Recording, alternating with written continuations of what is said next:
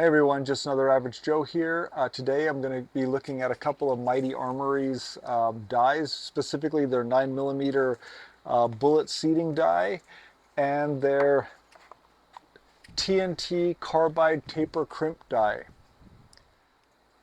Just to put this out here right now, I've been using Lee dies for a long time, and I've got a few tens of thousands of rounds through these with no issue. The ammo comes out fine. It's to spec. I mean, this is all stuff that I've loaded with it, and it's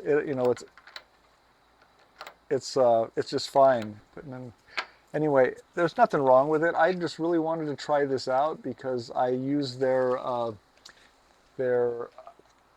I got their self-centering decapping die. I was having some issues with some small primer holes, and I was bending a lot of the pins on my Lee die, so I decided I'd give this a try. I had read online that it should solve that issue, which it did. But the quality and the feel itself was really smooth. I really liked it, so I wanted to try some of their other products. So that's what I got these guys here for. And not that I was really having any issues with these, but I load a lot of ammo, so if anything can even make it smoother, or even if I just spend less time dialing stuff in, that would be nice. We'll start with the bullet seating die. Um, just there's nothing wrong with the Lee dies. I've been using them for years with no problem. There is a slightly different functionality now. Given the Mighty Armory die is, I guess you classify it as a higher end die, so the machining is quite nice. And I'll put some close-up photos on here, but you can actually see how the uh, the adjustment here is nice. You actually have the lock ring, so once you have it dialed in, you can lock it in to the length. Um, even the difference in the knurling, these things. Uh, you can see that, and it's much different. And one of the big things you'll see is the difference in how they seat the bullet.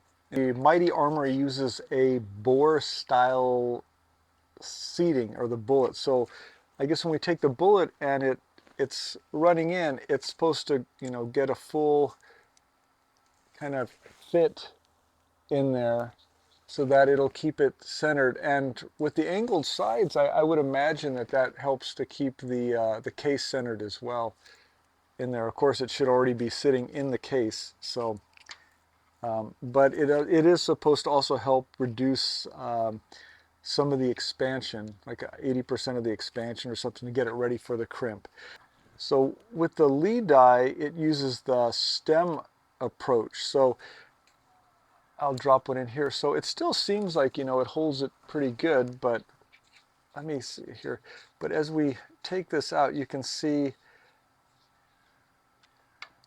the difference here. So this is actually a moving part. There is some movement in there. And you can see on this one here how it's really just grabbing the tip here and pushing that down. So you're actually just getting contact at the edge. So the Mighty Armory taper crimp boasts a full-length carbide bore. So I'm guessing that should be less friction as far and wear and again consistency, I guess. I can't remember, but I'm pretty sure that the Lee also was saying that it had the carbide. I think these are carbide dies as well. I believe that's what I bought. So I don't know how much difference is here. Now, one of the things I do note here that probably makes a difference as far as with the crimp is that when you look at it, it's the one piece, and you adjust it by just adjusting the height of the die, I guess, to adjust how much crimp you're giving it. While here, once you have the die set, you adjust it up or down here, which does mean a moving part. So you can hear, so I'm guessing when it pushes in, it pushes flush with the moving part, but I would think that the consistency might be better with just that Mighty Armory. Yeah, so we have your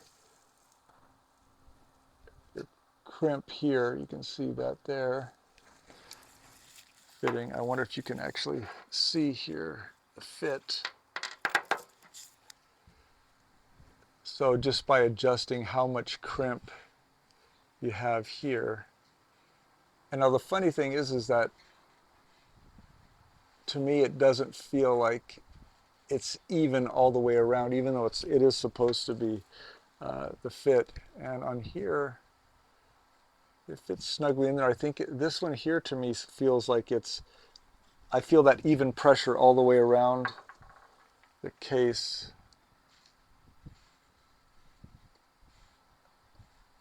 Yeah, like it wants to move one direction, not the other. Now these have been crimped already on here, so that's interesting to me that that's not fitting snugly. This one here does feel like you're getting a more consistent round pressure on there.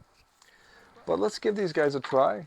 I'm not expecting a whole lot of difference. I mean, I'm expecting that all my ammo still meets spec, but maybe, you know, with the way that it fits, even if it creates less resistance, you know, when you're loading 500-600 rounds at a time, even if it just runs smoother, that could be a huge game changer, and that's kind of what I was hoping for.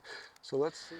All right, so I've installed the bullet seating die. I have it set it at 1.1 inches where I like it. I was able to dial it in pretty close. I think it was 1.105, so that's pretty tight tolerance.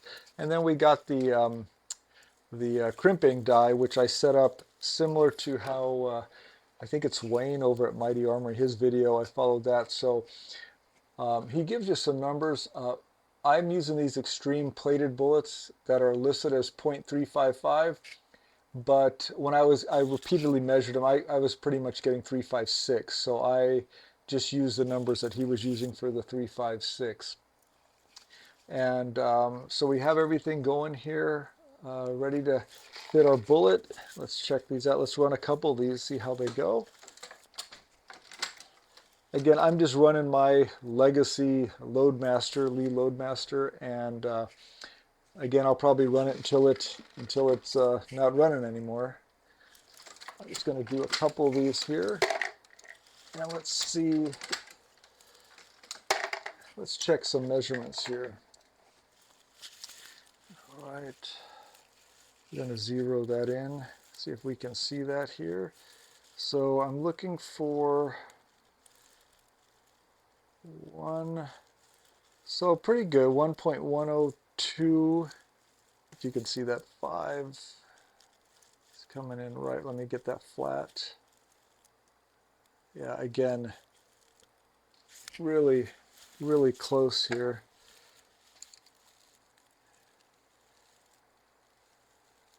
Same, identical. And then 0.3, let me get right at the edge of the case there. 0.379, so that's right on. I would like to get the full-length resizing die, the Carbide die. It's been sold out. I was going to try it already. Okay, so I will say, running it like that, just running several rounds through, it is actually smoother and less work.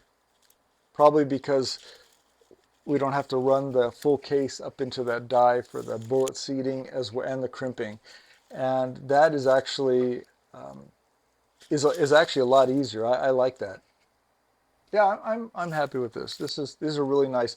The measurements I can show, but the feel I cannot, and it actually does run a lot smoother and easier. I'm gonna run I'll go ahead and run 600. I have, I think, 500 or 600 cases primed here. I'm gonna run those right now and just see how it goes, and we'll catch up on this in a minute. All right, so I had a chance to fire about 400 rounds of the Mighty Armory ammo, of course, with no issue. I wasn't expecting to have any issue, really. They work flawlessly, no complaints. I will comment that while my Lee dies functioned without any issues as well, my ammo was fine with that as well. I did notice after loading about 500-600 rounds that the fatigue level was much less. The Mighty Armory dies, I think maybe because they're not just the full length, you know, the sleeve, that they're just seating the bullet, and then the crimp seem to be a lot less resistance. I'm really excited to see how they go when I'm using the Mighty Armory sizing die, as well as the expander die, which I have received. And so I'll be doing my next video on trying with the expanding die, which I'm really excited about, because I did notice a lot of variation when I'm seating the bullets in the cases on the press. So let's see, I'm very curious to see how that goes. But so far I'm actually really happy with these, and they're just really nice dies. So you know, if it's something that you're looking to do, or upgrading your dies, even if you're on a setup like mine, really nice, makes a good difference. I'm extremely happy with these. So I hope you guys enjoy this. Please like and subscribe, and stay tuned for the next video. We'll be adding the what do you call it, the flare expanded die, flare expander die. Have a good day.